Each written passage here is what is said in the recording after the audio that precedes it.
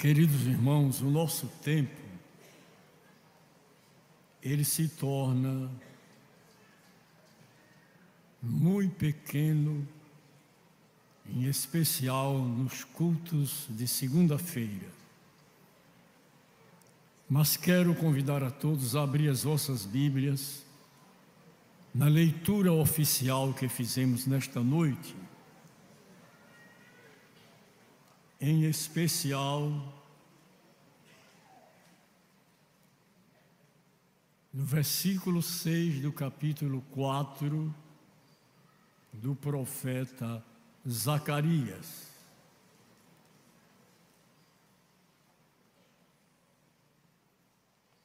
Por gentileza, digam assim comigo: esta é a palavra do Senhor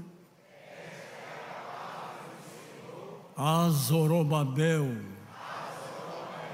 dizendo: não por força, nem por violência, mas pelo meu Espírito, diz o Senhor dos Exércitos.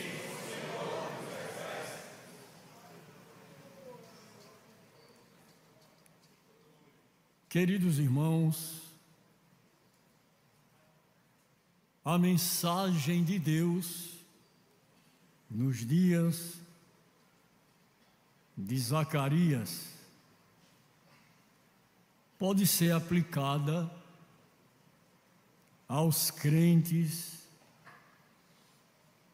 no dia de hoje.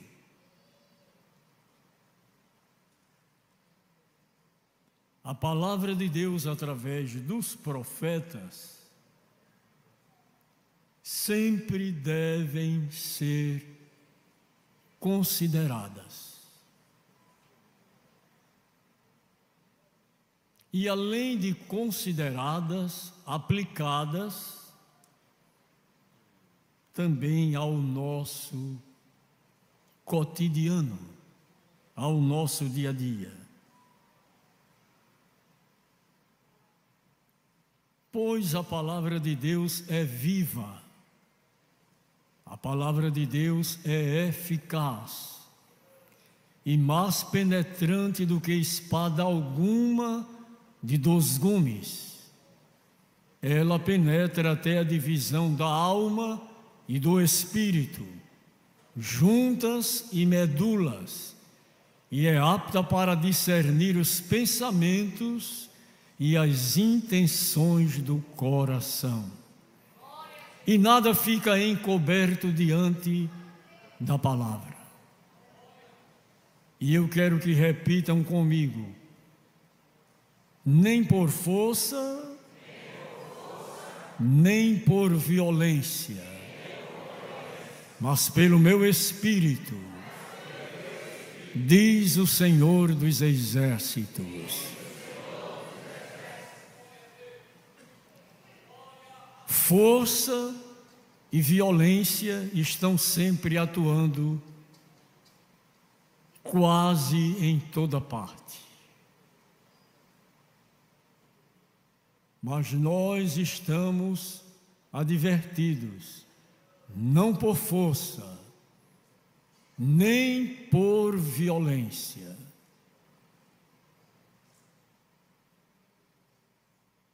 Eu disse certa feita neste púlpito que eu tenho medo das minhas reações, porque elas podem trazer-me dificuldades maiores. Precisamos saber como agirmos diante de problemas, de conflitos e de momentos críticos.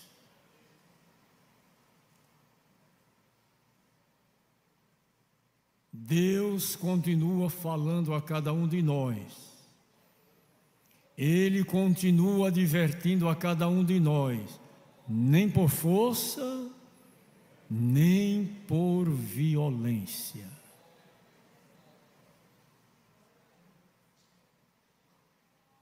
Temos que entender que os crentes são propriedades de Deus. Eu não posso agir como eu penso, nem como eu desejo, nem como quero. Não posso agir por força e nem devo agir por violência. Quando surgir algo difícil, devemos suplicar a Deus a sua misericórdia e a sua graça.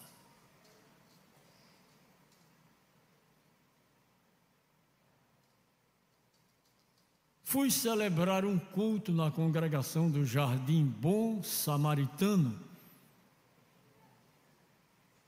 E ao terminar o culto, ninguém ligou para mim.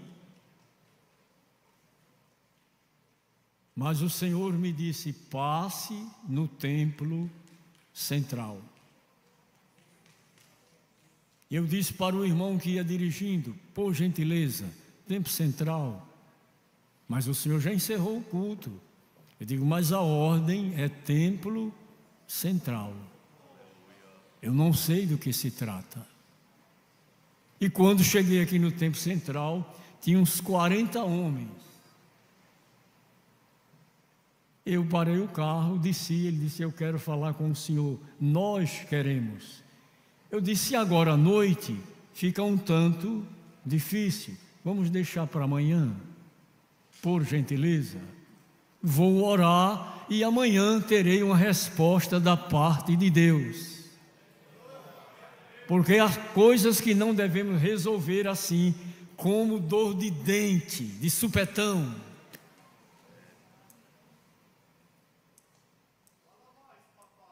Precisamos estar preparados.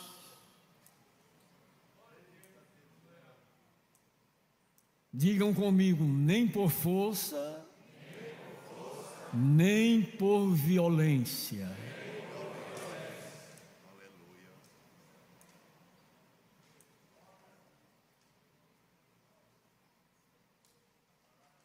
Todos nós temos satisfação a dar a Deus, ao dono da obra, ao Senhor da seara,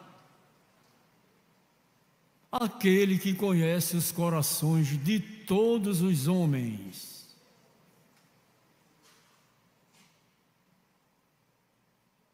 E aquilo que nós não sabemos fazer, vamos perguntar a quem sabe. Aquilo que eu não sei, eu digo: tenha um pouquinho de calma comigo. Vou orar. Vou perguntar a Deus como devo fazer. Todos os irmãos sabem que Pedro era um homem da praia da Galileia, mas ele era conhecido lá em cima nos céus.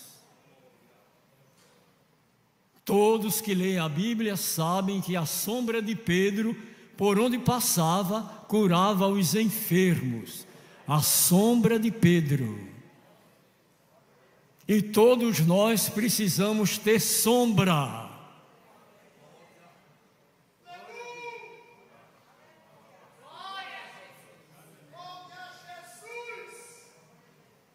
Naquele quadro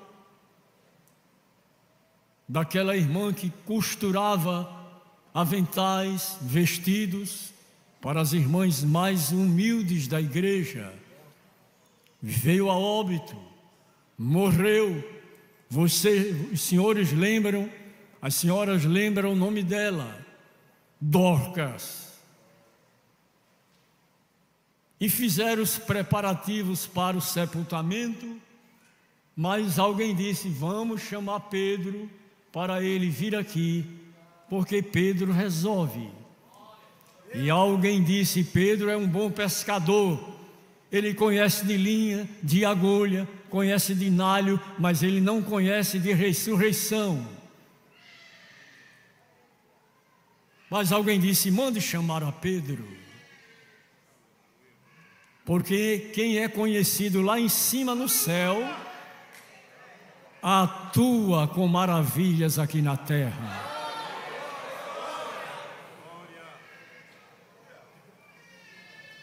Mas todos sabem que Pedro não impediu Ananias e Safira cometer aquele grande delito.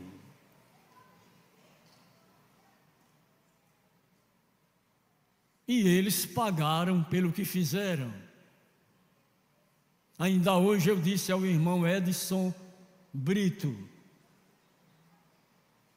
quem bem fizer, para si é, e quem mal fizer, para si é. Porque amanhã, vão se revelar e você vai pagar pelo que fez, ou bem ou mal. Não escapa ninguém. É melhor se precaver, é melhor evitar. É melhor obedecer a Deus. Vamos pedir a Deus que a nossa sombra, por onde passarmos, ela produza efeitos positivos.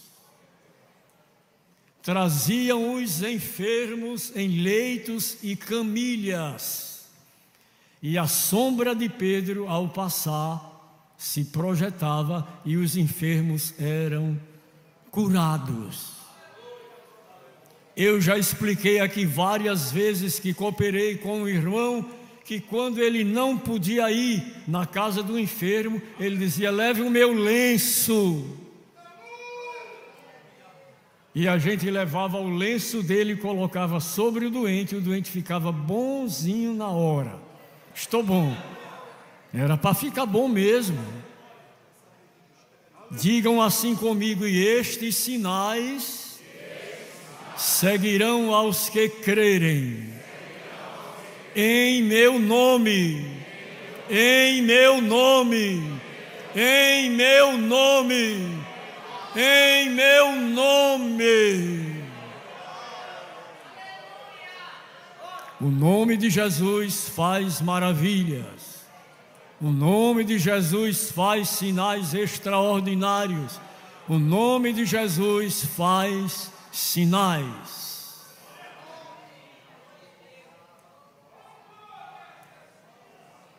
Mas ninguém se prevaleça em fazer nada por força e nem por violência. Eu vou mostrar a alguém quem sou eu. Se esconda em Jesus. Só quem é tudo é Ele. Você é apenas um instrumento a ser usado quando Ele quer usar.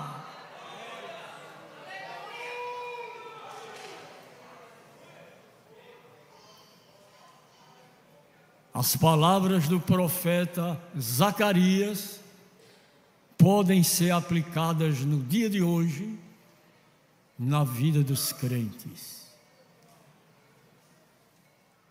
Nem por força, nem por violência, mas pelo meu Espírito. Vamos deixar que o Espírito Santo opere em nós. Vamos deixar que Ele nos use como instrumento. Vamos deixar que Ele quebre o arco da impiedade. Vamos deixar que Ele corte a lança. Vamos deixar que Ele queime os carros com fogo.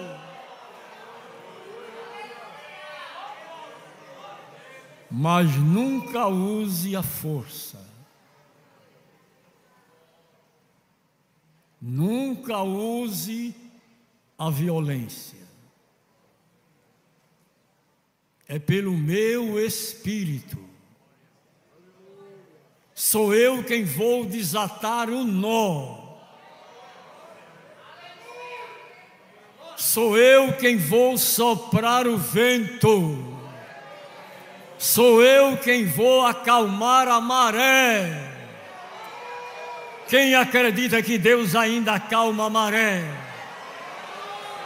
As ondas se levantam fortemente, mas o Senhor faz acalmar a maré. Ele faz secar as lagoas, faz secar o mar.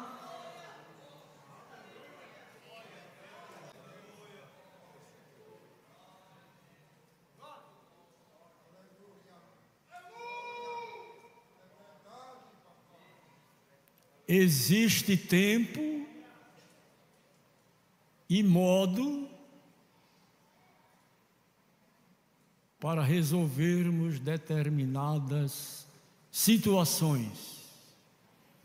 Digam assim comigo: e o sábio discernirá o tempo e o modo.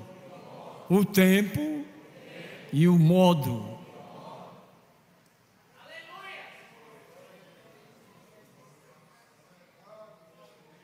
Espere pelo tempo e a maneira como Deus vai mandar você fazer. Como Ele vai decidir por você. Como Ele vai ordenar.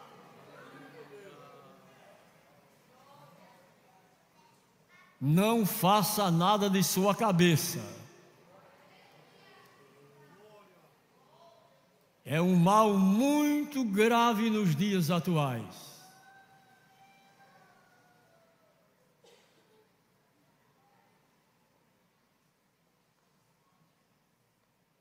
Em nossas decisões, tempo e modo.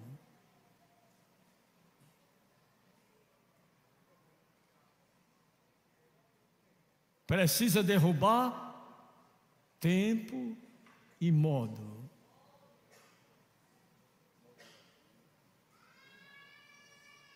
Quando agimos diferente, não funciona.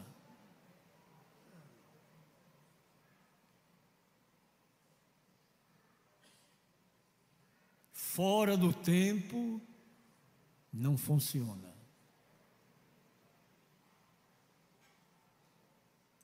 Pode arruinar. Pode estragar, pode lhe trazer prejuízos.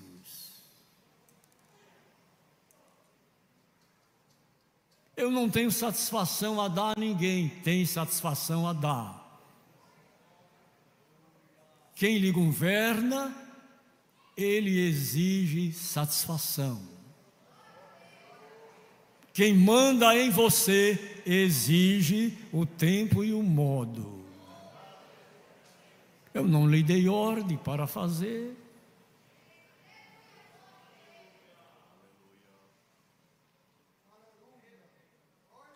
O sábio tem que discernir o tempo e o modo.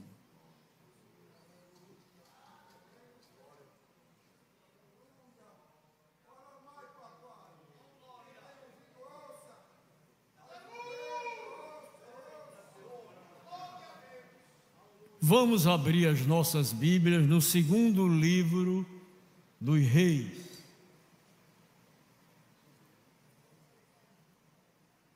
Capítulo de número 25. Vamos ler dos versículos 13 ao 17.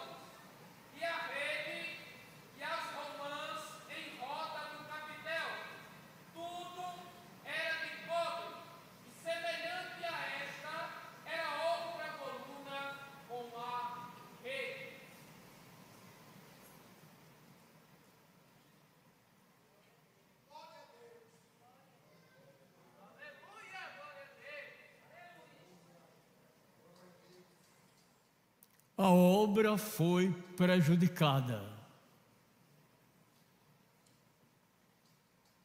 Deus é absoluto.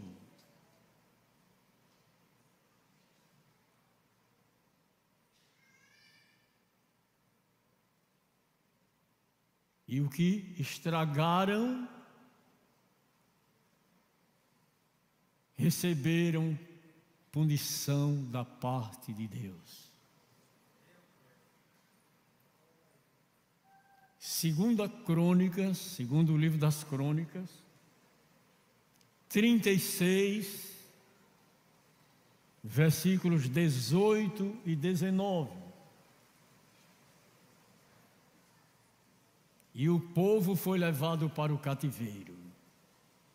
E todos os utensílios da casa de Deus, grandes e pequenos, e os tesouros da casa do Senhor, e os tesouros do rei e dos seus príncipes, tudo levou para a Babilônia, e queimaram a casa de Deus, e derribaram os muros de Jerusalém, e todos os seus palácios queimaram, destruindo também todos os seus preciosos objetos.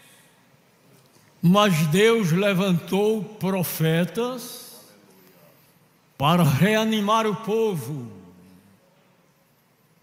porque nada está perdido. Deus entra em ação. Ele é Senhor em cima nos céus e embaixo na terra.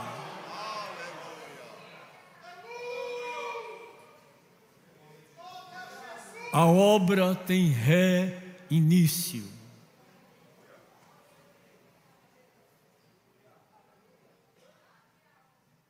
Eu estou mostrando que Deus é soberano. Mas fizeram todo esse estrago. Deus não se deixa levar por respeitos humanos. Ele levanta os seus profetas para reanimar o povo. Assim como Deus levanta instrumentos para reanimar a gente. Quando alguém diz não tem jeito, está tudo perdido, aí Deus levanta os seus instrumentos e diz para nós: não temas, eu te esforço, eu te ajudo, eu te sustento com a destra da minha justiça.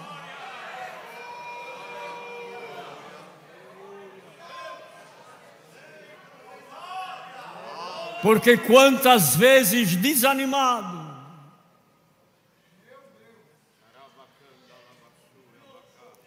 eu digo para Deus: Senhor, e agora? Mas Deus vem ao nosso encontro e brada: cante, exalte, glorifique o meu nome. Nem a força, nem a violência vai prevalecer. Eu vou te ajudar. Eu vou te levantar. E em outras vezes ele diz: eu vou te apresentar. E a quem Deus apresenta, apresenta.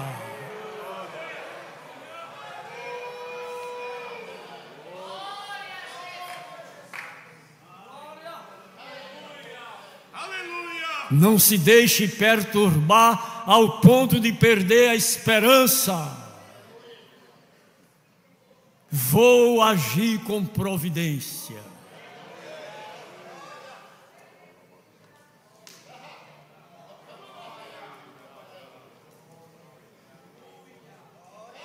Eu ouvi que certa feita na cidade do Rio Grande do Norte,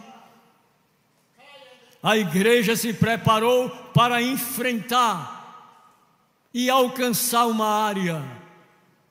E alguém mandou dizer: não venham. nós vamos acabar no pau, na pedra, o culto. Mas o pastor foi orar, juntamente com ele, alguns irmãos e irmãs, e Deus tomou um dos seus instrumentos e disse para o pastor: eu tenho raio, eu tenho corisco, eu tenho trovão.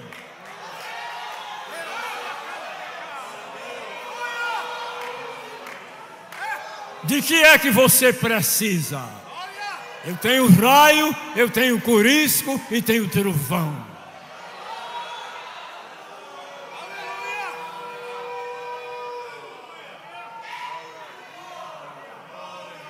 Quem é o homem para te meter medo?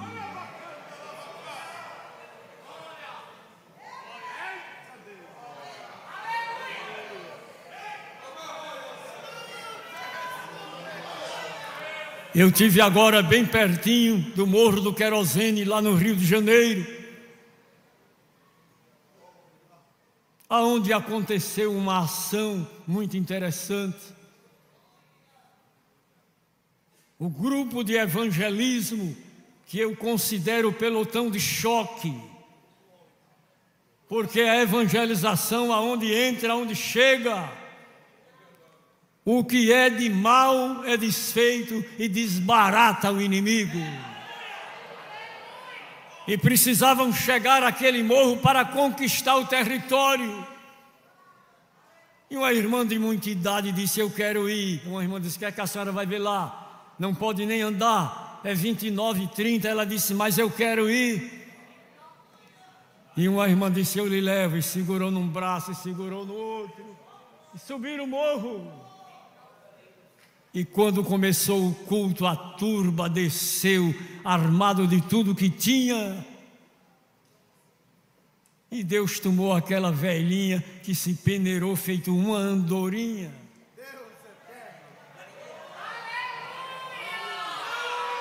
E gritou: e quem és tu para impedir a minha obra?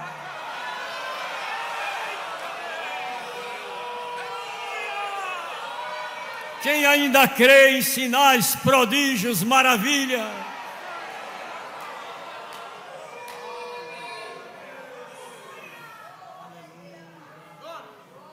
Nem força e nem violência, mas o meu Espírito. O Espírito de Deus está entrando com providência, quebrando o laço da impiedade, tirando a maldade do coração dos homens, convertendo o coração dos pais aos filhos.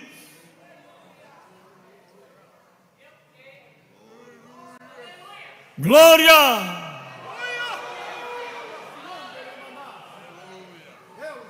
O Senhor não mudou, Ele é o mesmo. E Ele exige de nós: abre bem a tua boca e eu te encherei. Libere o que você trouxe para o culto de adoração. Diga que o Senhor é grande.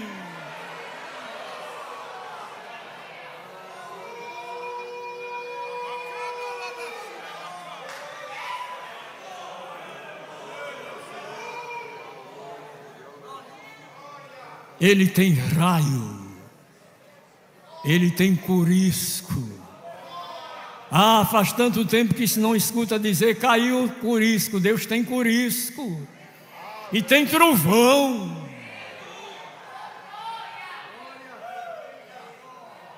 Aleluia, aleluia. Os pentecostais estão reunidos nesta noite.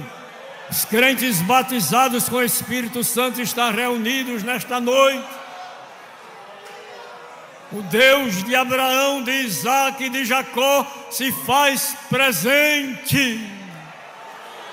Clama a mim e responder-te-ei, e anunciar-te-ei coisas grandes e firmes que tu não sabes.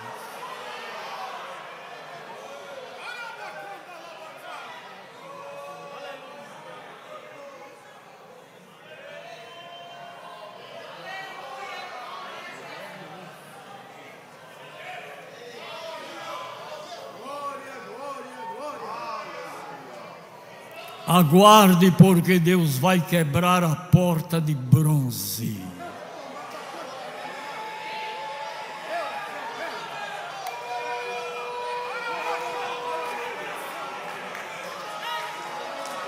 Ele vai arrancar os ferrolhos de ferro.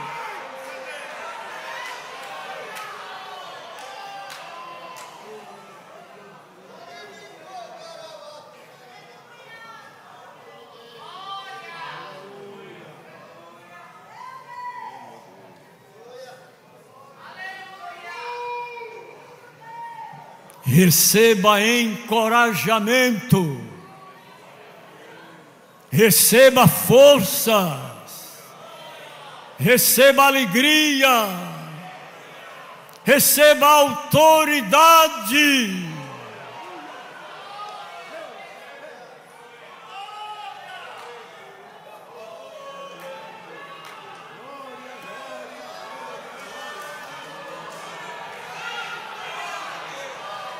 Deus levantou os profetas para reanimar.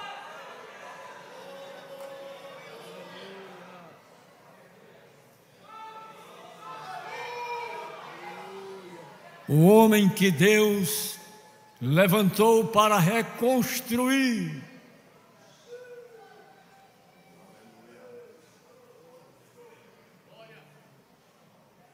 Vamos para o livro de Esdras, capítulo 3 e versículo 8. E no segundo ano da sua vinda à casa de Deus, em Jerusalém, no segundo mês, começaram Zorobabel, filho de Saltiel, e Jesua, filho de Josadaque, e os seus outros irmãos, os sacerdotes e os levitas, e todos os que vieram do cativeiro a Jerusalém, e constituíram levitas da idade de 20 anos e daí para cima, para que aviassem a obra da casa do Senhor. Os mais novos recebam força para ajudar os de mais idade a prosseguir.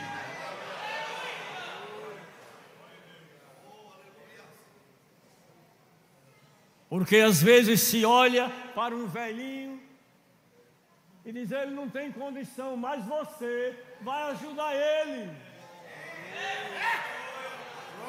Você não pode recuar, não pode voltar atrás, não pode correr e nem desistir. Receba força e autoridade nesta noite da parte de Deus.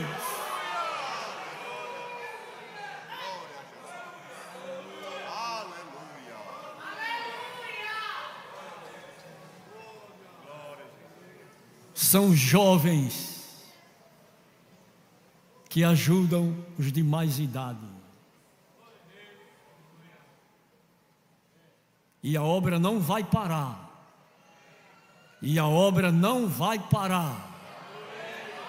E a obra não vai parar. Vamos avançar na evangelização e nós vamos colher almas para o reino de Deus. Alguém clamando: quem me ajudará? Quem me fará fugir do corpo desta morte?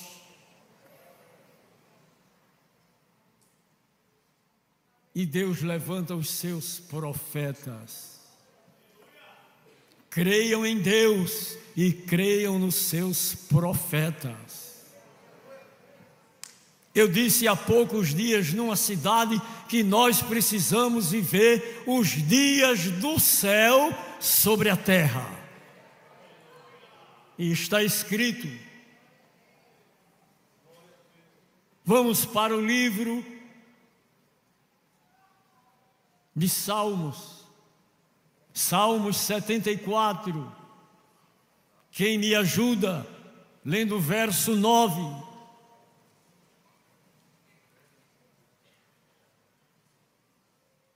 Não tem?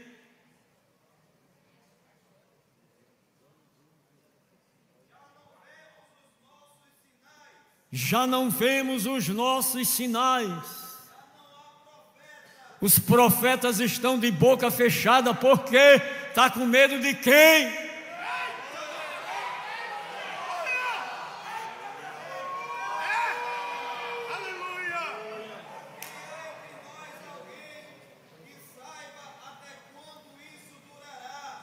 E não há entre nós quem saiba até quando isso vai permanecer. Mas quem recebeu a mensagem do céu, entregue.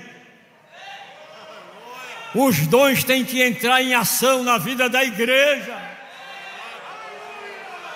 Há muita coisa camuflada, há muita coisa infiltrada, e o poder tem que entrar, que é para botar para fora.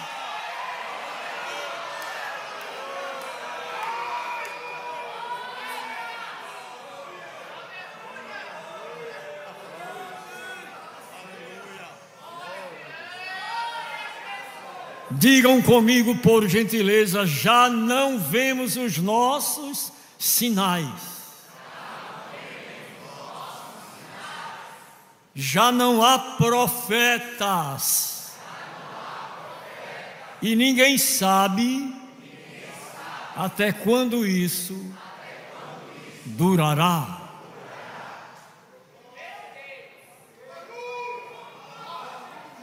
Mas eu quero assegurar a todos, Deus está presente. Deus está aqui.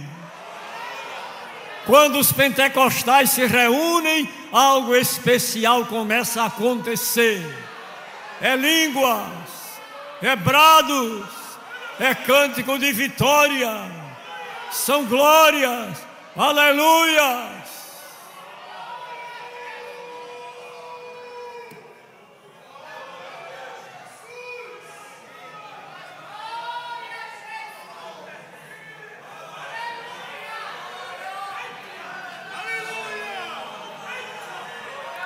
Quando 3 reis partiram em caminhada,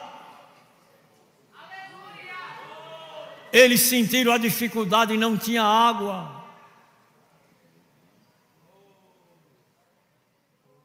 Não podiam prosseguir a jornada. Mas alguém disse assim: será que aqui tem um profeta do Senhor? A gente pode consultar o Senhor por ele. Disse: tem Eliseu. Ele era o homem que deitava água nas mãos de Elias. Tragam ele à nossa presença.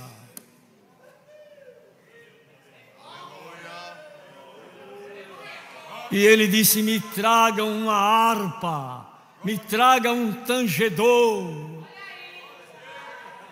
Eu vou tocar a harpa. E quando começou a dedilhar, o Espírito do Senhor veio sobre ele.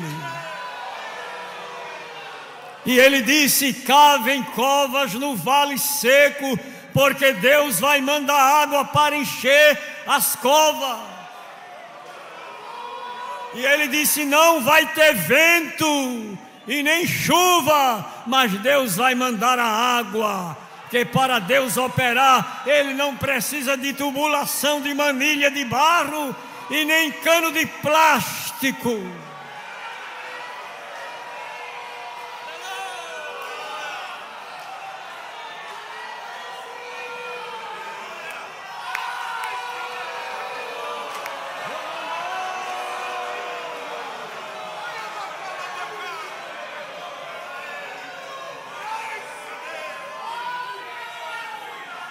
E eu estou vendo pela fé as águas chegando aqui. Eu estou vendo pela fé as maravilhas que vão começar a acontecer. Eu estou vendo pela fé os milagres que Deus vai operar. E a ação do inimigo vai fugir.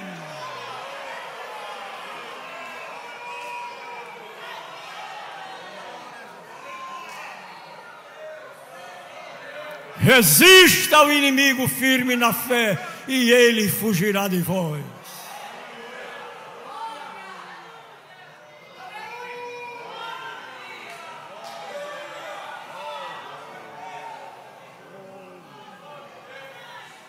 Nem por força e nem por violência, mas pelo meu Espírito. E oferecendo ele o sacrifício da tarde, lá vem as águas pelo caminho de Edom. E alguém disse: o que é aquilo? É as águas que Eliseu profetizou. Deus vai fazer coisas grandes, extraordinárias.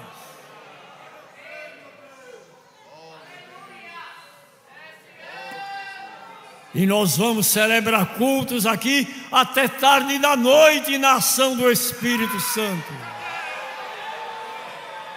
Eu quero lhe pedir, por favor, vai liberando o que você trouxe para o culto desta noite. Você não veio para que por acaso Deus te impeliu.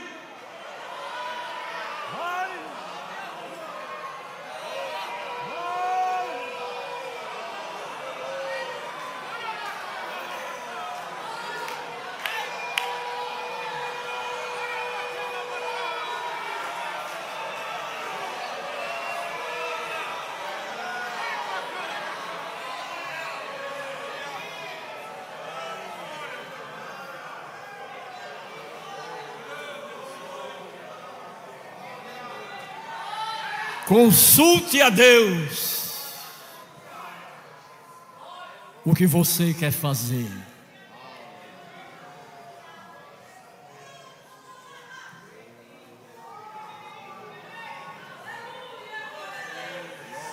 Já estamos ouvindo o barulho das línguas espirituais. É sinal que a arca de Deus está no seu lugar. As campainhas estão tocando.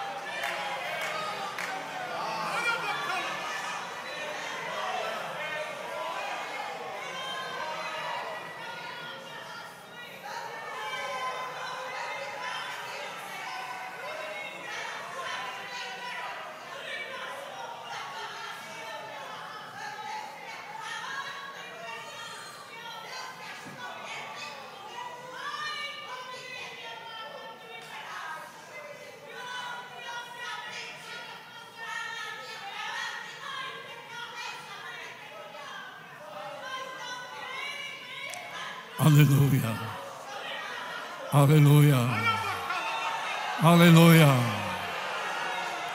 A palavra prevalece sobre nós. Creia.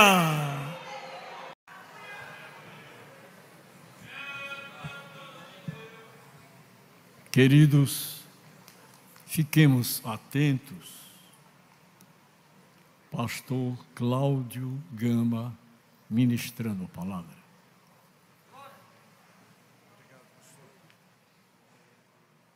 Meus irmãos, a paz do Senhor. Deus seja louvado por tudo. Quero agradecê-lo pela oportunidade riquíssima que me proporciona estar neste santuário com a noiva do Cordeiro, com o privilégio de celebrá-lo na beleza de sua santidade e poder dizer que o Senhor é bom e a sua misericórdia dura para sempre. De toda a minha alma externar o meu júbilo de gratidão a Deus pela vida, pela família, pelo ministério do pastor José Carlos de Lima, agradecê-lo pela generosidade para comigo, acolhendo-me nesta casa, estendendo as suas mãos sacerdotais sobre a minha vida e permitindo-me servir ao Senhor hoje, debaixo de sua autoridade pastoral, sacerdotal e ministerial.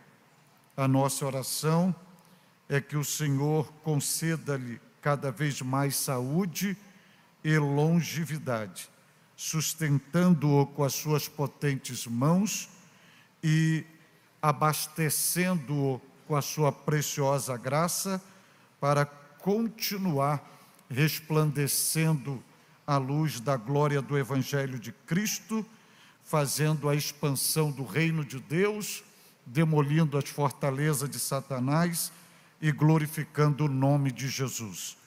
Que os céus venham recompensá-lo por esta bondade para comigo hoje aqui. E cumprimentando-o, eu cumprimento a diretoria desta igreja, o ministério desta igreja, que é composta de homens dignos e de forma meritória, ao lado do pastor José Carlos, ajudam-o a cuidar da noiva de Cristo nesta cidade e neste estado.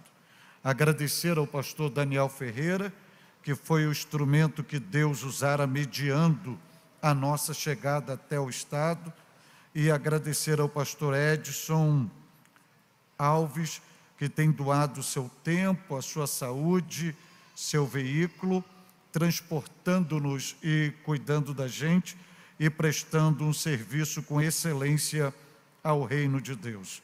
Por bondade, abra sua Bíblia, por favor. Abra sua Bíblia no livro de Cantares de Salomão.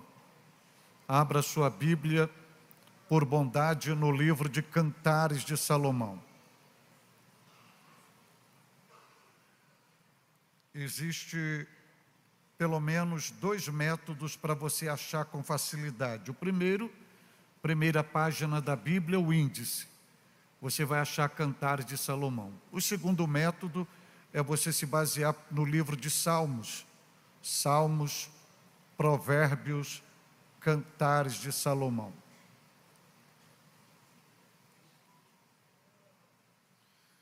Se você achou esse texto da Bíblia, Salmos, Provérbios, Cantares de Salomão, é um livro pouco utilizado por nós, mas é riquíssimo quanto os Salmos de Davi.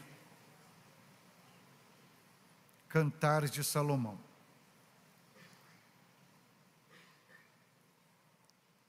Se você achou o livro de Cantares de Salomão, diga graças a Deus. Agora vá no capítulo 2 e o versículo 11 e 12. Cantares de Salomão, capítulo 2, versículos 11 e 12. Diz a Bíblia, palavra do Senhor: eis que passou o inverno, a chuva cessou, esse foi. Aparecem as flores na terra, e o tempo de cantar chega ou chegou, e a voz da rola ouve-se em nossa terra. Amém. Eu vou pedir uma generosidade aos irmãos. Mantenha a sua Bíblia aberta eu vou fazer uma ministração expositiva e é muito importante que os irmãos mantenham a sua Bíblia aberta para conferir aquilo que vai ser ministrado. E antes de apresentarmos o pano de fundo desse texto, eu gostaria de convidá-los a olhar para o versículo 11. Vê se no versículo 11 você tem presente nele chuva. Vê se tem chuva no versículo 11. Vê se você visualiza uma estação chamada inverno também no versículo 11. Olhe para o versículo 12. Vê se você vê flores. Então você tem uma primavera. Ainda no versículo 12, vê se você tem um cântico de pássaro. Tem. Vê se você vê a chegada de um tempo de cântico, de louvor. Tem. Ok. Então, guarde bem isso, esses destaques, e é sobre isso que a gente vai trabalhar hoje aqui, à luz da palavra de Deus. Pois bem, meus irmãos, santos do Senhor que hoje me ouve neste santuário, como os senhores e senhoras bem viram, e são testemunhas oculares, hoje nós estamos situados no livro de Cantares de Salomão, utilizando o 2º capítulo, e especialmente hoje o 11º e o 12º versículo. Cantares de Salomão, também conhecido como Cântico dos Cânticos. A Bíblia vai nos mostrar que Salomão cantara 1005 cânticos, escrevera 3000 provérbios, e dos 1005 cânticos aprouve o bendito Espírito Santo, na sua regência operacional e inspiradora, pegar esse cântico e inseri-lo no cânon sagrado para ser o nosso manual de regra de fé. Nós, da família cristã, temos pouco contato com o livro de Cantares de Salomão. Haja vista que no meio das provações, das lutas da vida, nós recorremos ao Salmo 125, 121, 91, 46, 23, mas sequer recorremos ao livro de Cantares de Salomão, porque nós, numa perspectiva, olhamos para Cantares de Salomão e vemos nele apenas um manual de vida conjugal. Sim, é um livro que tem uma série de lições, de aplicações para uma vida conjugal salutar, estabilizada. Mas o livro de Cantares não é somente um livro de manual para a vida conjugal. Ele é riquíssimo para toda a nossa vida espiritual. E aquilo que nós precisamos de respostas, de crescimento e de fertilizante para a nossa alma, também está no livro de Cantares de Salomão. Por exemplo, se você quer saber sobre Jesus Cristo e uma visão plena cristocêntrica da pessoa de Jesus, da natureza de Jesus, do ministério de Jesus, da operacionalidade de Jesus, da grandeza de Jesus, da glória de Jesus, Cantares de Salomão. Mas você quer uma visão eclesiológica e você quer saber da igreja, a origem da igreja, a característica da igreja, a figura da igreja, a identidade da igreja, o ministério da igreja, o triunfo da igreja, o destino da igreja, o arrebatamento da igreja, Cantares de Salomão. Mas você quer saber sobre o Espírito Santo, e numa visão pneumológica você vê aqui a pessoa do Espírito Santo, o símbolo do Espírito Santo, o ministério do Espírito Santo, a obra do Espírito Santo, e aí a ação operacional do bendito Espírito Santo. Mas você quer uma visão escatológica e você quer os sinais da vinda de Jesus, Cantares de Salomão. Você quer o arrebatamento da igreja, Cantares de Salomão. Você quer a grande tribulação? Cantares de Salomão. Você quer o governo milenial de Jesus Cristo? Cantares de Salomão. Ah, mas você quer saber sobre lições para a vida de um obreiro, para uma praticidade ministerial? Cantares de Salomão. O perfil de um obreiro? Cantares de Salomão. O caráter de um obreiro? Cantares de Salomão. A postura de um obreiro em relação à igreja? Cantares de Salomão. A recompensa de um obreiro? Cantares de Salomão. Mas você quer saber sobre vida cristã? Vida cristã?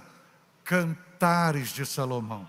E é nesta visibilidade que nós lemos hoje Cantares capítulo 2, versículo 11 e 12, porque numa figura de linguagem, numa linguagem poética, o sábio Salomão vai nos mostrar nesses 2 versículos retratos da história da vida cristã, as fases da vida cristã. E falando em figura de linguagem, os senhores já sabem, mas não custa lembrá-los, tem pelo menos 3 possibilidades da gente enxergar o livro de Cantares de Salomão. A primeira dela é uma visibilidade totalmente literal, onde Salomão é um personagem real, onde a Sulamita também é real, e o livro apresenta um relacionamento de interação amorosa, afetiva deste casal. Mas numa visibilidade alegórica, Salomão aponta para Deus, Sulamita aponta para a nação de Israel. E numa visibilidade tipológica, Salomão é um tipo de Cristo e Sulamita é um tipo da igreja. Então, todas essas possibilidades nos possibilitam olhar para Cantares de Salomão nesses 2 versículos e visualizarmos a história da vida cristã. E falamos em vida cristã, você vai olhar aí, pedir para os irmãos observarem que tem inverno, que tem flores, que tem cântico, e tem pássaro cantando na terra. Então você vai ver aí as estações. E nessas estações é uma projeção tanto poética quanto profética do retrato da história da vida de cada um de nós. Logo, esses 2 versículos apontam para nós que a nossa vida não é estática, que a nossa vida não é parasitária, que a nossa vida não é uma vida inerte. A nossa vida é uma vida de estações, que você pode chamar de estágios, que você pode chamar de fase, que você pode falar de épocas, que você pode chamar de tempo. Isso significa dizer que a cada dia nós estamos em mutação, nós estamos em transição e nós estamos vivendo algo novo. Isso Deus estabeleceu também para nós. Quando Deus, no processo construtivo e do desenvolvimento da nossa vida, visando o nosso bem-estar, Deus criou as estações que bem sabemos, o inverno, a primavera, o outono e o verão. E a nossa vida cristã também são pautadas por essas 4 estações. Isso vem nos ensinar que toda a regência da nossa vida, ela é caracterizada por fases. E Deus vai sinalizar isto no processo criativo, em Gênesis capítulo 1, no 4º dia. Você vai ver Deus criando no 4º dia. Em primeiro lugar, Ele cria o céu, digo o sol. Em segundo lugar, Ele vai criar a lua. E em terceiro lugar, Ele vai criar as estrelas. Esses luminares tudo na Bíblia tem uma projeção profética, cristocêntrica e dimensional pela dispensação da graça. Quando Deus cria no quarto dia, o quarto dia simboliza o mundo. E no quarto dia Deus cria o sol, projetando Cristo. E depois do sol Ele cria a lua, uma projeção tipológica da igreja. E depois da lua Ele vai criar as estrelas, que é uma projeção dos pastores, que você pode visualizar em Apocalipse, capítulo 2 e capítulo 3, e capítulo 1, que as estrelas, 7 estrelas nas mãos do Senhor, apontando para os líderes, para os pastores, para o ministério. Então veja, primeiro Cristo, que é o sol, depois a igreja não tem luz própria como a luz que a igreja tem é de Cristo, a lua reflete a luz do sol, como a igreja reflete a luz de Jesus, e depois da igreja os ministros. Então tudo isso no quarto dia, mas de todas essas riquezas do quarto dia, nós temos a lua, e quando Deus cria a lua, Deus vai criar a lua com 4 fases. Deus vai criar a fase nova, a fase crescente, a fase cheia e a fase minguante. E em cada fase há um retrospecto no oceano, na terra, pelas fases da lua. Então, a lua tem a sua fase nova. Então, naquela fase, tudo é novidade. E depois que ela vive a novidade, ela começa a crescer. E na fase crescente é desenvolvimento. E depois que ela cresce, ela vai viver a fase cheia. Só que quando ela está vivendo a fase cheia, querendo ou não, isso não está na autonomia dela, ela vai viver a fase minguante. É justamente o que Deus faz conosco. É justamente o que Deus nos proporciona viver nas fases. É a fase na nossa vida que Deus nos conduz, que é a fase do novo. Tudo é novo, tudo é surpresa, tudo é agradável, tudo é novidade. As experiências são novas, as bênçãos são novas, as amizades são novas, tudo é novo. Aí quando a gente vive o novo, Deus nos leva ao crescimento. A gente cresce, desenvolve, progride, avança, chega a uma estatura. E depois que a gente cresce, Deus nos leva a um nível de abundância, enche os lagares, enche os celeiros, nos leva à fartura, nos leva a viver o melhor. E quando a gente acha que ali vai ser o final de tudo, Deus nos leva à fase minguante. Tudo evacua das nossas mãos. Da noite por dia é escassez, é vazio, é provação. Tudo mingua. Aí você pergunta, é injustiça de Deus, é falta de amor, é falta da justiça, é falta da fidelidade, é falta da bonança de Deus? Não, não é falta de amor, não é falta de justiça, não é falta de fidelidade, não é falta de provisão. É o método pedagógico divino de nos amadurecer, porque Ele não quer que a gente fique acostumado, Ele nos ensina a crescer, a avançar, a progredir, e cada fase da vida precisamos ter estabilidade para não nos perdermos. Aí Deus nos leva à fase do novo, leva na fase do crescimento, leva na fase do enchimento, e depois Ele mesmo permite que tudo se esvazie, só para que a gente venha experimentar o novo de novo, crescer de novo, encher de novo. Este é o ciclo que Deus nos proporciona para nós. E isso está na lua. Quando nós chegamos em Cantares, nós vemos a mesma mensagem, o mesmo projeto, a mesma ideia. E eu quero destacar hoje aqui, convidar aos irmãos a olhar para o versículo 11. E olha aí, veja se tem inverno. Tem inverno? Tem inverno. Eu disse tudo isso para mostrar que o inverno é uma das estações, não só da nossa vida biológica, mas da nossa vida espiritual. E o que a estação do inverno representa na nossa vida cristã?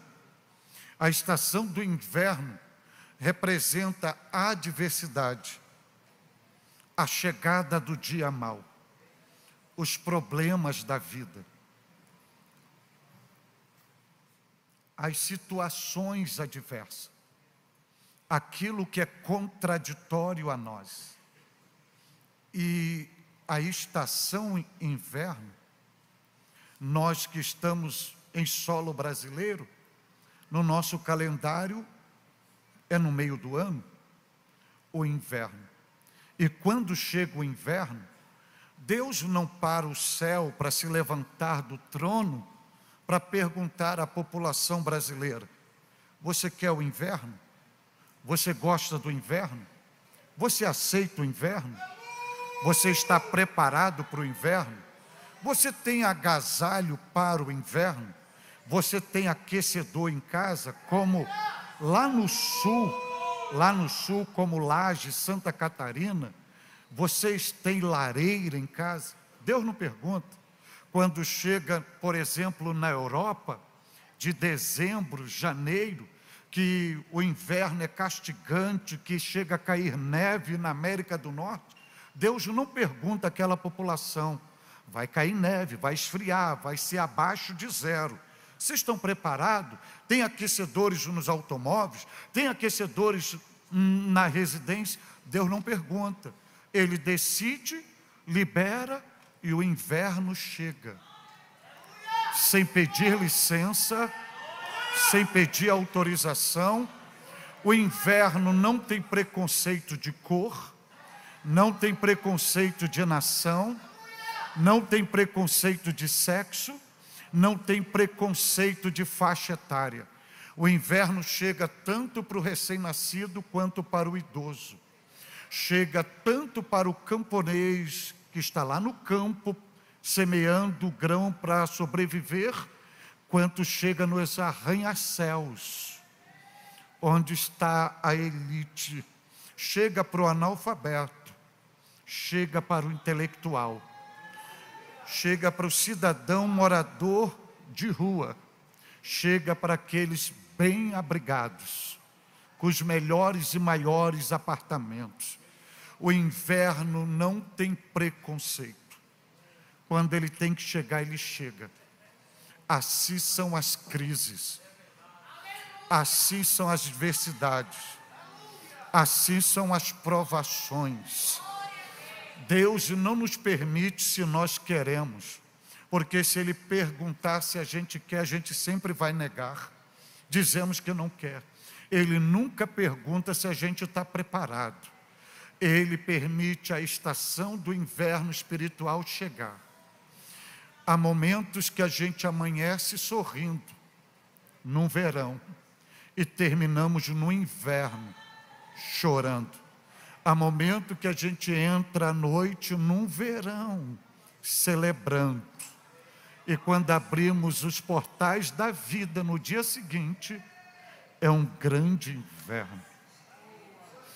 E deixa eu dizer algo aqui à luz da Bíblia.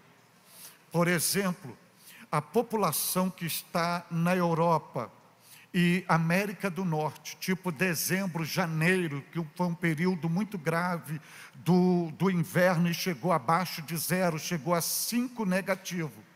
Se eles pegassem um voo para escapar daquele inverno e viesse para solo brasileiro, em julho, tem um inverno esperando por eles.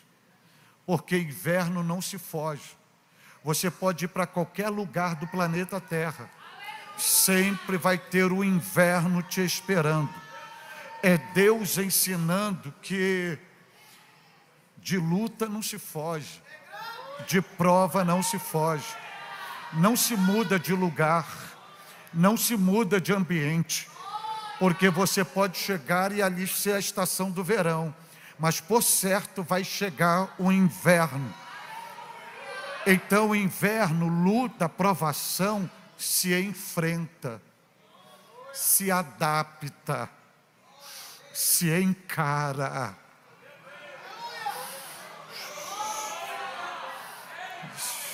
E deixa eu lhe dizer algo aqui, quando a sua estação inverno chegar, não adianta pedir socorro aos homens, porque o inverno, quem faz a previsão dele, como ele vai chegar, da forma que ele vai chegar, são os meteorologistas. Mas o máximo que eles podem fazer é a previsão, mas eles não exercem nenhum controle. Quem exerce o controle é Deus. Isto significa dizer que quando o teu inverno chegar, só Deus exerce o controle. Só Deus diz, aqui é o início, só Ele sabe, aqui é o meio, e só Ele sabe, aqui é o fim. O que cabe a mim é você. Talvez a gente não tenha agasalho, talvez a gente não tenha aquecedor no automóvel, na casa, mas não tem como correr da luta, da dor, do sofrimento, da aflição, do choro, da agonia, do dia mau, da tristeza. Não tem como correr. Aí como fazer? Se adaptar, enfrentar, encarar, manter-se firme. Sabe por quê? Porque você não é melhor do que Jesus. Se você ler o Evangelho de João, tem um versículo lá que diz assim: e entrou Jesus no templo, vírgula, porque era inverno. Até Jesus viveu tanto o inverno regido pelo tempo, pela meteorologia, quanto o inverno existencial lá no Getsêmani, falando com os seus discípulos, Pedro, Tiago e João. A minha alma está profundamente triste, eu estou com agonia, eu estou com pavor, eu estou com medo. Mas a Bíblia vai dizer que quando foi inverno, quando era inverno, onde ele foi pegar abrigo, onde ele foi se proteger, onde ele foi se abrigar, no templo. Jesus está ensinando o seguinte: quando o dia mau chegar, não perca o domínio próprio, não perca a razão, tenha o controle das suas emoções, não tome decisões precipitadas, corra para o templo, porque no templo é o melhor lugar para você viver o seu inverno existencial. Glória a Deus, glória a Deus, glória a Deus, glória a Deus. Aí você deve estar me perguntando, pastor Cláudio Gama, como são as características desta fase do inverno, essas crises espirituais, existenciais? Como são? À luz da Bíblia Sagrada, eu vou lhe dar algumas hoje aqui. A primeira delas, esta fase do inverno, é aquela fase de provações inexplicáveis pela mente humana. É quando chega o dia mau. E esse dia mau ele pode chegar por meio de um diagnóstico médico que você não estava esperando por ele. E aquele diagnóstico médico, ele vai te colocar num grupo de risco. Esse dia mau, ele chega quando você vê, como o meu caso, o teu filho dá o último suspiro debaixo das suas mãos e você só tem que agradecer. não tem outra palavra a não ser agradecer. E quando esse dia mau chega, essas provações inexplicáveis, ou quando Deus, como no meu caso, olha para você e diz assim: eu vou te matricular na minha escola da provação, e Ele te matricula sem você pedir para ser matriculado, e Ele te matricula, mas não diz como vai ser a prova, não diz quantas questões você tem que acertar, e a cada dia Ele vai te avaliando, e nesta avaliação Ele vai te espremendo, como uma cana na moenda, Ele vai te quebrando, vai extraindo o teu sumo, até você se sentir um bagaço. Aí você faz uma análise da sua vida, e você diz: eu estou bem com Deus, eu não cometi pecado, eu não rompi com a aliança, eu não feri a sua santidade, eu luto nas minhas limitações para agradá-lo, para orar, para dedicar, minha vida é uma oferta para Ele, e parece que tudo conspira contra mim, e você faz uma análise na sua mente, não tem explicação.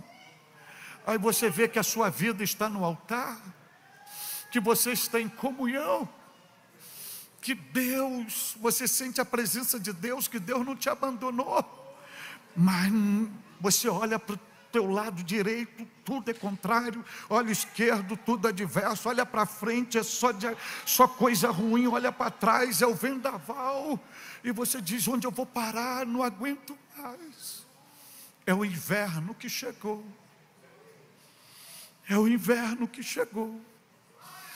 Só que a mente humana não tem explicação para isto, mas a Bíblia tem resposta para isso, e quem vai dar resposta para isso é o apóstolo Pedro, na primeira epístola, no capítulo 4, no versículo 12, no versículo 13, versículo 14, parafraseando o que Pedro disse, ele diz assim: amados, não estranheis a ardente prova que vem sobre vós, para vos provar, como se alguma coisa estranha estivesse acontecendo.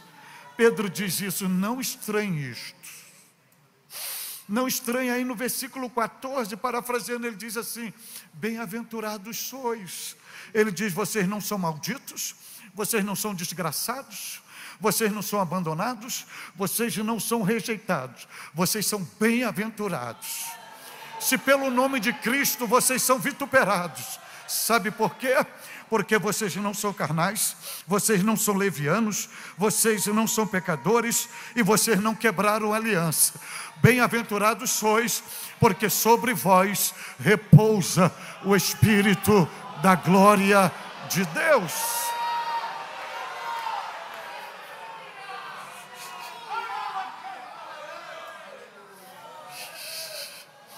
Só que a mente humana não tem explicação. Igual sou questionado: por que Deus levou teu filho de 30 anos a 7 meses? Eu respondo: porque eu não era pai do meu filho, eu era apenas um mordomo, eu cuidava dele para Deus. Na verdade, ele nunca foi meu, foi Deus que fez um investimento em mim, e olhou para mim e disse: cuida dele para mim. Só que me disse só o dia que ele ia nascer, mas não disse o dia que recolheria de mim. E eu não tenho explicação para isto. É o inverno que chega, e mesmo chorando, como estou aqui hoje, com o coração sangrando,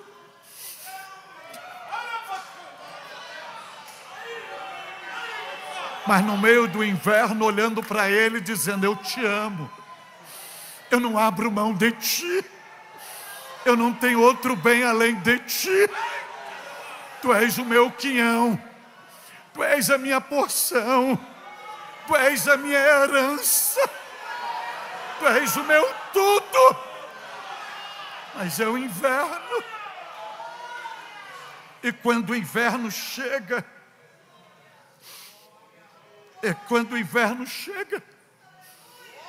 é aquela ocasião que você é identificado pelo cheiro de mofo. E o que é o cheiro de mofo na Bíblia? O cheiro de mofo são as falsas acusações. Aqui no Nordeste, provavelmente, os irmãos não sabem o que é isso. Mas o pessoal do Sul, na Europa, na América do Norte, região de muito inverno, muito frio, o ambiente muito fechado, trancado, quando você abre tem fungo. O vapor, o odor que vem é mofo. E o que representa o mofo? As falsas acusações. Pessoas que não conhecem a sua história, não conhecem o propósito de Deus na sua vida, não conhecem a tua dor, não conhecem o preço que tu paga, não conhecem as lágrimas que você derrama, e por causa da adversidade, da prova, da luta, diz: isso tudo é porque você tem pecado, isso tudo é porque você desobedeceu a Deus, isso é a mão de Deus que está te pesando, isso aí é o juízo de Deus, isso é a ira de Deus. Aí fica te acusando, te acusando, te acusando. Ele se coloca na posição de juiz, te coloca na posição do banco dos réus, e o que você precisa não é de julgamento. Naquele momento você precisa de calor humano, de uma mão amiga, de um ombro, só para chorar, chorar, chorar, chorar. Mas eles te colocam no banco dos réus, totalmente contraditório com o que a Bíblia ensina, porque Paulo vai ensinar em Romanos 14:4 e diz assim: quem és tu, irmão, que julga o servo alheio? Em outras palavras, Paulo está dizendo: quem te deu autonomia para julgar este servo? Tu não és juiz, o juiz é o Senhor. Então deixa eu lhe dizer algo aqui à luz da palavra de Deus, irmãos. Se você não conhece a história de uma pessoa, se você não conhece o processo que Deus levou e matriculou esta pessoa na escola da aprovação, se você não conhece a sua dor, sua história, seu sofrimento, seu estágio de vida, não julgue, não julgue, porque na Bíblia Deus te chama de salvo, mas não te chama de juiz, te chama de ovelha, mas não te chama de juiz, te chama de profeta, mas não te chama de juiz, te chama de sacerdote, mas não te chama de juiz, te chama de cedro do Líbano, mas não te chama de juiz, te chama de palmeira, mas não te chama de juiz, te chama de soldado, mas não te chama de juiz, te chama de corpo de Cristo, mas não te chama de juiz, te chama de santuário do Espírito Santo, mas não te chama de juiz, te chama de príncipe, mas não te chama de juiz, te chama de menina dos olhos do Senhor, mas não te chama de juiz, te chama da noiva do Cordeiro, mas não te chama de juiz, porque juiz só existe um, o justo juiz.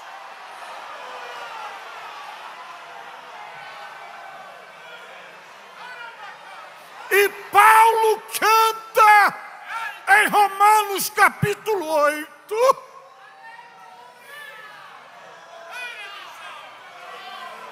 quem intentará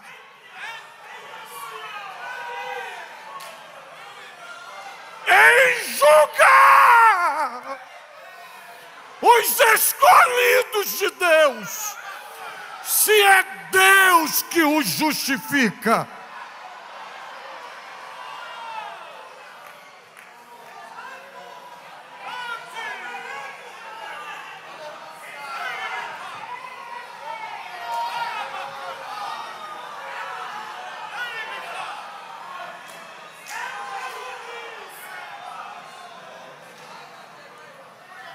E nesta fase de inverno, eu vou lhe dar mais uma característica, eu vou poupar os irmãos. Essa fase é o período que se perde todo o fervor espiritual. Nesta fase do inverno, eu vou mostrar isso tanto sociologicamente quanto no mundo da botânica, principalmente na Europa e na América do Norte. Você vê árvores antigas, centenárias, frondosas. Quando o inverno chega, não respeita a sua idade, sua altura e o seu tronco. O inverno tira suas flores, tira suas folhas e deixa despida. Ela fica toda esquelética. Só o tronco e os galhos desnudos. E quem não entende de botânica, diz assim, está morta. Nunca mais vai frutificar. É justamente nesse momento do inverno. A dor é tanta, o sofrimento é tanto, que a gente procura as lágrimas para derramar. As pupilas estão secas, porque o inverno tira tudo, a crise arranca tudo. A gente procura saliva e não tem saliva. A refeição está à mesa. Cadê o apetite? Porque o sofrimento arranca tudo de nós, deforma a gente, desfigura a gente. E isso é bíblico, porque Salomão vai dizer que o coração alegre formoseia o rosto. Mas o inverso disso é que o coração triste, você não precisa dizer e fazer de conta que está alegre, é expresso no seu semblante, porque a dor te desfigura. Você não tem prazer de pentear o cabelo, de lavar o rosto. Você amanhece o dia e termina os dias do mesmo jeito, porque te arranca tudo. Aí você diz, vai para orar. Aí você vai para orar, já não tem mais palavras para dizer. Esgotaram todos os seus pedidos. Você não tem mais como cantar, porque não tem força. A Bíblia está diante dos teus olhos, cadê o ânimo para sequer se aproximar dela? E isso não tem nada a ver com pecado. Isso não tem nada a ver que você está desviado, afastado da presença de Deus. Isso é a crise que chegou. É o inverno. E quem nos vê esquelético, na pele e no osso, como a árvore sem folha, só nos galhos, como quem não entende de botânica diz, está morta. Quantos decretam a nossa morte? Quantos não fazem o nosso velório existencial? Quantos dizem, não sai dessa, acabou, não tem mais jeito, entrega, renuncie, se afaste, acabou tudo, está morto. Mas deixa eu dizer algo, a árvore, mesmo despida, ela só tem aparência que está morta, mas ela não está morta, porque dentro dela tem uma seiva que homem não vê, mas ela desfruta desta seiva, chamada caule, que a mantém viva. É justamente o que acontece conosco. Estamos na pele e no osso. Às vezes não conseguimos andar com os pés, andamos de joelho. Às vezes não andamos de joelho, nos rastejamos e diz, está morto. Não estamos, só temos a aparência que estamos mortos. Sabe por quê? Porque dentro de nós tem uma seiva divina, chamada Espírito Santo, que nos mantém vivo e diz diariamente, não temas, não temas, estou contigo, é só uma fase, vai passar, vai passar, vai passar.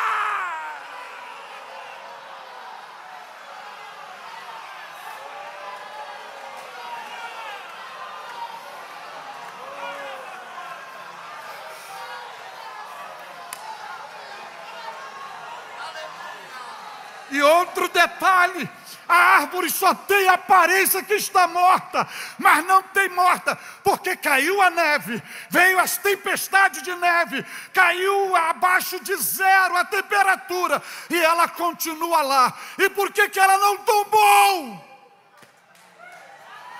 Porque o segredo das forças dela e da segurança dela não está nas folhas, não está na aparência, não está no fruto e não está nos galhos. Ela não tombou porque ela tem raiz.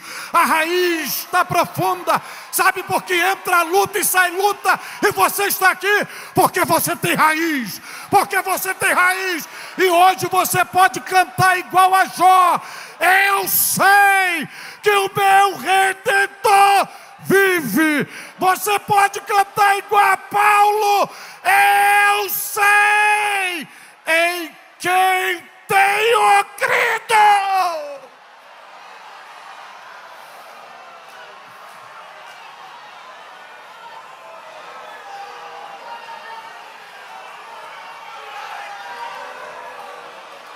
Hoje, com respeito ao pastor dessa igreja, a gente vai parar por aqui, só nesse inverno.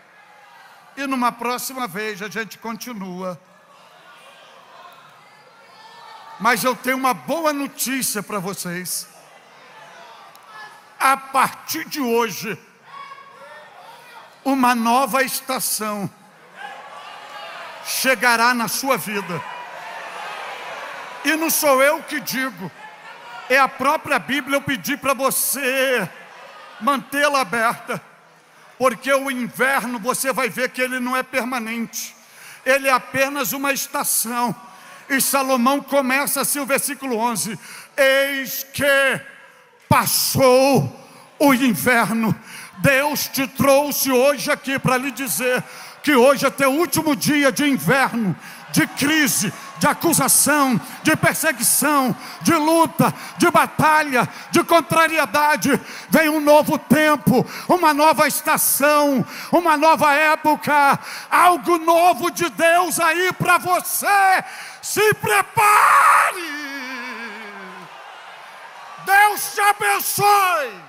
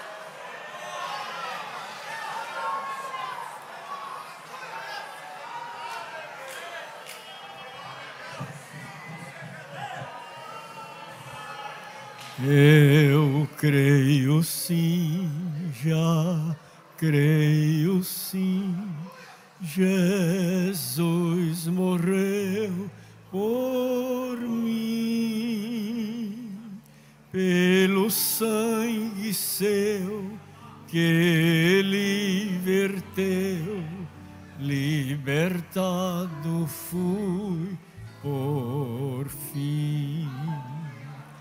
Eu creio sim, já creio sim, Jesus morreu por mim, pelo sangue seu que ele verteu, libertado fui por fim.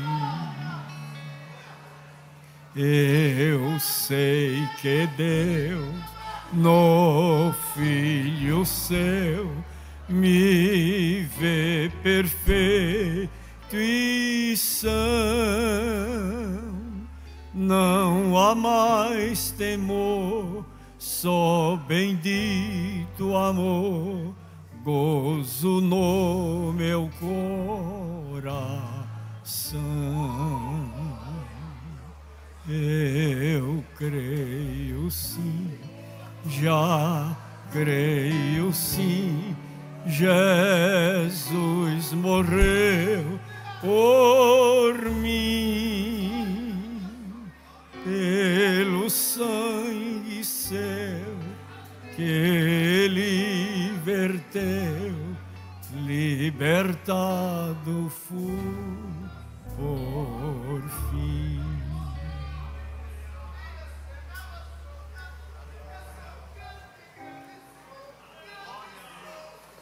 O inverno cessou e se foi.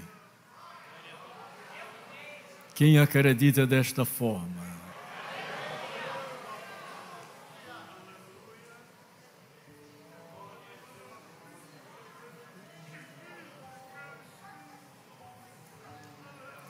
O grande bandeirante do Evangelho se expressou dizendo: procura vir ter comigo depressa.